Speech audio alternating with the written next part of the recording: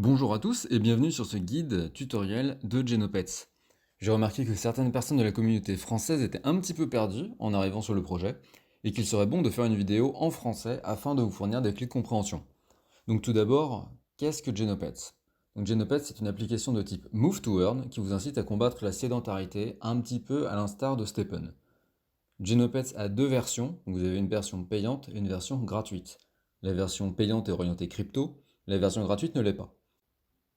Je vais vous présenter ici la version gratuite, car c'est la plus simple, et nous verrons peut-être la partie payante dans une autre vidéo un peu plus tard. Voici votre Genopet au milieu de l'écran. Lorsque vous créez votre compte, une petite créature vous est offerte, et c'est votre compagnon. Donc vous devez en prendre soin, un peu comme un Tamagotchi, car il va vous accompagner durant toutes vos sorties. Quel est le fonctionnement de base? Votre Genopet va se nourrir des pas que vous avez effectués dans la journée. Vous verrez indiquer le nombre de pas à l'endroit Bank, le nombre de pas Steps. Ici, vous pouvez voir que j'en ai fait 6846. En maintenant la touche appuyée, vous allez convertir vos pas en énergie. Ça, c'est la première étape. En haut à droite, vous voyez mon nombre d'énergie actuel. Donc je suis à 64 511. Si je fais une conversion, je ne vais pas tout convertir, je vais convertir un tout petit peu. Hop, j'ai converti. Alors là, vous avez un petit récapitulatif, on ne va pas passer sur toutes les données. Mais vous voyez que là, j'ai converti 633 pas, ce qui m'a donné 664 énergie, pour un taux de conversion de 100%, et un petit bonus de 5% grâce à l'humeur de mon Genopet. On va y revenir un petit peu plus tard. Donc là, vous voyez que mon énergie a augmenté, elle est passée à 65 175. Si je clique dessus, j'ai la possibilité de convertir cette énergie en expérience. J'ai donc la possibilité d'utiliser cette expérience pour faire évoluer mon Genopet. Plus il gagne de niveau, plus il devient fort, et après un certain stade, il va évoluer à la manière d'un Pokémon. Donc là, je vais convertir un petit peu d'XP pour vous montrer comment ça se passe. Admettons, je vais convertir 2600 XP. Et voilà, c'est fait.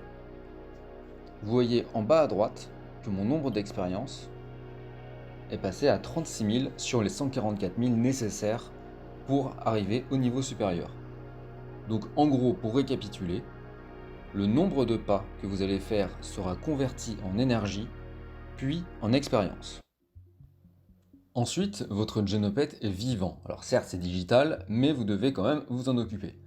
Vous avez trois icônes en haut à gauche, avec un cœur, une fourchette et un couteau, et une balle. Ça représente l'état de votre créature. Son état se dégrade au fil des jours, et pour restaurer ses jauges, vous devez le caresser, le nourrir, jouer avec lui.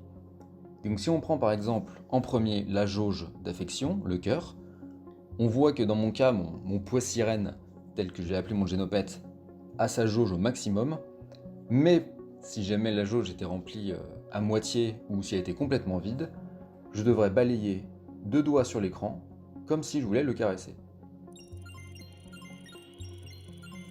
Et de cette façon, ça restaure une partie de sa jauge. Ensuite, vous avez la jauge de nourriture. Si je clique dessus, on voit alors tous les aliments que j'ai dans mon inventaire et que je peux utiliser pour nourrir mon Genopet. Tous les aliments ne restaurent pas la même quantité d'énergie. Donc là, on voit par exemple que ce fruit-là restaure un petit peu plus de nutrition que celui-là. J'en ai plusieurs, j'en choisis un au hasard et je nourris mon Genopet.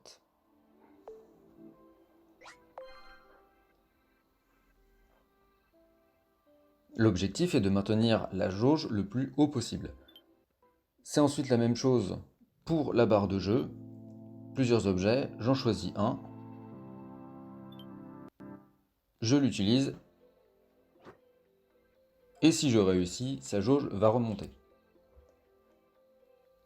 Il est très important de garder le bonheur au niveau le plus haut possible, vraiment le seuil maximal, car vous allez bénéficier d'un bonus lors de la conversion de vos pas.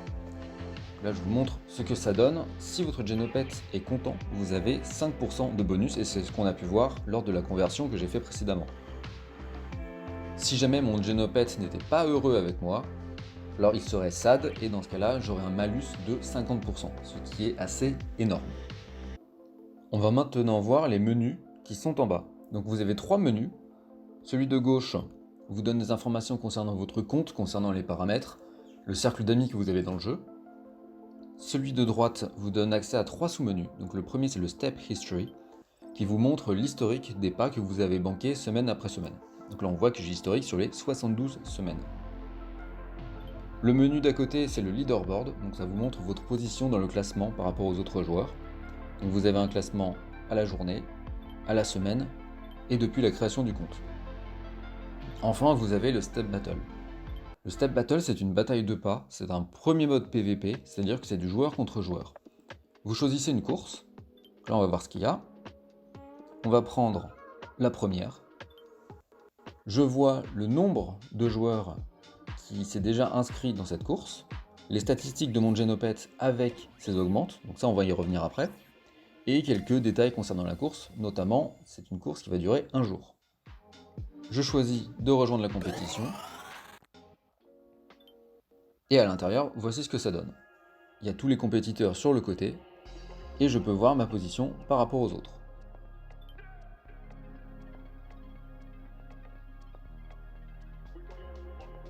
Donc tout simplement, celui qui a marché le plus sur la période de la compétition gagne la course.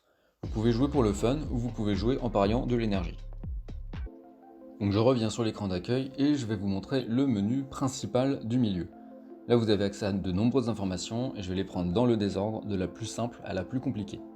Donc la première c'est le Genopet. Genopet ça vous montre la biographie de votre créature.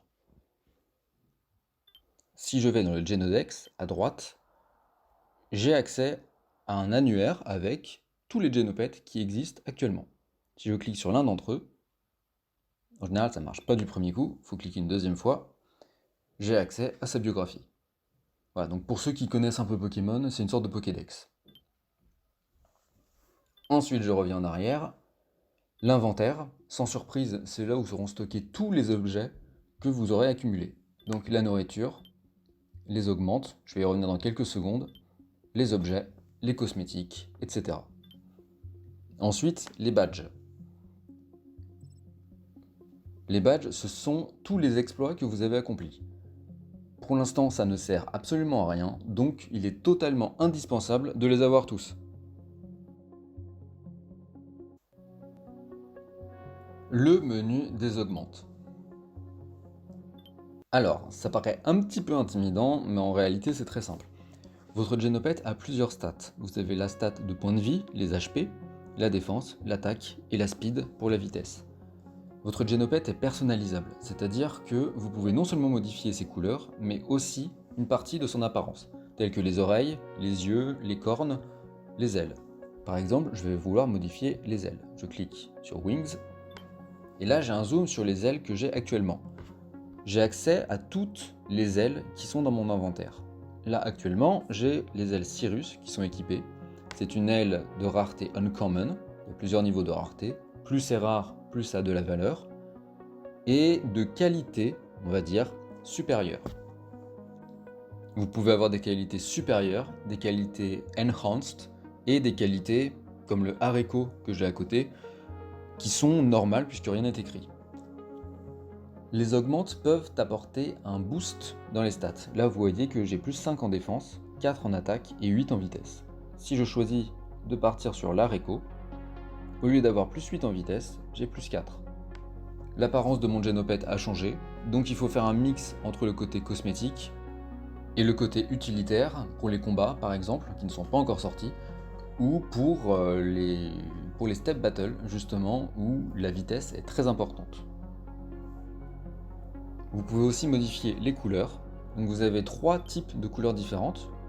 Les couleurs principales, donc ici noir, la couleur secondaire qui est le jaune, et le lume qui est l'espèce de trait bleu qui entoure, qui parcourt mon Genopet. Si je choisis de modifier la couleur principale, par exemple on va la mettre en blanc, voilà ce à quoi elle ressemble. Je peux choisir de modifier la couleur secondaire avec une sorte de vert bleu, ou alors le lume qui va passer de bleu à rose. On a beaucoup de combinaisons et au fil des saisons, à chaque fois, on a de nouveaux augmentes, on a de nouvelles couleurs. Je vais m'attaquer maintenant aux deux derniers menus, le mode arcade, qui est un mini-jeu qui vous permet de gagner des jouets et de la nourriture pour prendre soin de votre Genopet. Vous pouvez aussi en obtenir tous les jours en banquant les 1000 premiers pas. Donc le mode arcade, ça ressemble à ça, c'est un mini-jeu qui va de plus en plus vite, où l'objectif c'est soit de marquer un certain nombre de points pour atteindre une bonne place dans le classement, soit d'obtenir un maximum de fragments, qui est la boîte que je viens de récupérer à l'instant. Quand vous avez un certain nombre de boîtes, donc là je vais me suicider pour pas perdre trop de temps là-dessus, mais lorsque vous avez atteint un certain nombre de fragments, vous avez accès à une loterie et vous pouvez obtenir justement de la nourriture ou des jouets. Et enfin, le dernier menu, c'est la Marketplace. La Marketplace, pour l'instant, n'est pas totalement live. On peut acheter de la nourriture, on peut acheter des jouets, des objets spéciaux, mais on ne peut pas encore acheter d'augmente. On peut acheter de l'énergie aussi. Mais là, l'idée, c'est de coller le plus possible à la vision de l'équipe de Genopet.